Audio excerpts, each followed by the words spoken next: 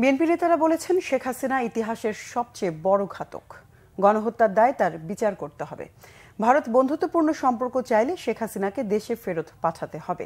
শেখ হাসিনার নামে ক্যান্টনমেন্টের নাম পরিবর্তনের দাবি জানান বিএনপি নেতারা। বলেন, বিডিআর বিদ্রোহের মামলা শেষ করতে দ্রুত আলাদা ট্রাইব্যুনাল গঠন করতে হবে। বিডিআর বিদ্রোহে সেনাবাহিনীর তদন্ত রিপোর্ট প্রকাশেরও দাবি জানান তারা। আরও জানাচ্ছেন জাহাঙ্গীর আকন্দ। ছাত্র জনতার গণহত্যার দায়ে শেখ হাসিনাকে দেশে ফিরিয়ে এনে বিচার এবং আওয়ামী লীগকে নিষিদ্ধের দাবিতে জাতীয় প্রেস ক্লাবে আলোচনা সভা করে জাতীয়তাবাদী মুক্তিযোদ্ধা দল। এতে বিএনপির স্থায়ী কমিটির সদস্য অবসরপ্রাপ্ত মেজর হাফিজউদ্দিন আহমদ বলেন, ছাত্র জনতাকে হত্যা এবং এতদিন যত গুম খুন হয়েছে এর সাথে জড়িতদের বিচার করতে হবে। আওয়ামী লীগ পুলিশকে পৃথিবীর নিকৃষ্ট বাহিনীতে পরিণত করেছে। পুলিশের মৃত্যুর জন্য শেখ হাসিনা দায়ী বলে মন্তব্য করেন তিনি। এত ক্ষমতাশালী সুইস ব্যাংকে এত টাকা, যার পিয়নের 400 কোটি টাকা আছে, তিনি একটা শাড়ি হাতে নিয়ে যেতে পারেনি, পরনের কাপড় নিয়ে বিদায় হয়েছে।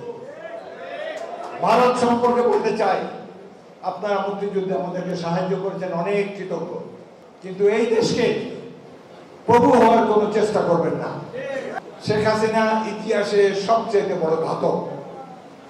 এহেন অন্যায় অবিচার নাই, কত মায়ের বুক খালি করেছে।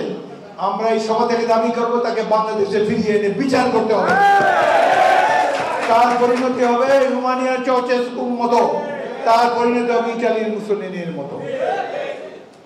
এবং ভারতকে বলবো, যদি বন্ধুত্ব করতে চান তাকে বাংলাদেশে ফেরত পাঠান। তার বিরুদ্ধে হত্যা মামলা রুজু হয়েছে, আরো বহুত হবে।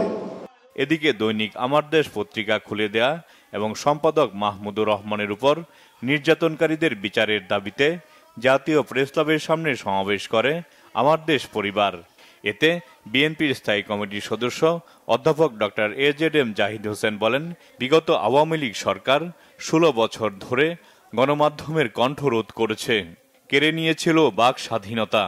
আমার দেশের মজলুম সম্পাদক মাহমুদুর রহমান এবং তার পরিবার, তার প্রতি যে মামলা এবং আমার দেশের সাংবাদিকদের বিরুদ্ধে মামলা, এগুলো দ্রুত প্রত্যাহার করে মাহমুদুর রহমানের স্বদেশ প্রত্যাবর্তন নিশ্চিত করা, সেই সাথে সাংবাদিক সহ সংবাদপত্র প্রকাশে যত ধরনের কলাকুশলীরা সংযুক্ত ছিলেন তাদের সবাইকে যথোপযুক্ত ক্ষতিপূরণ দিয়ে এই আমার দেশকে আবারও পুনঃপ্রকাশের ব্যবস্থা করতে হবে এবং সেটা রাষ্ট্রকেই করতে হবে।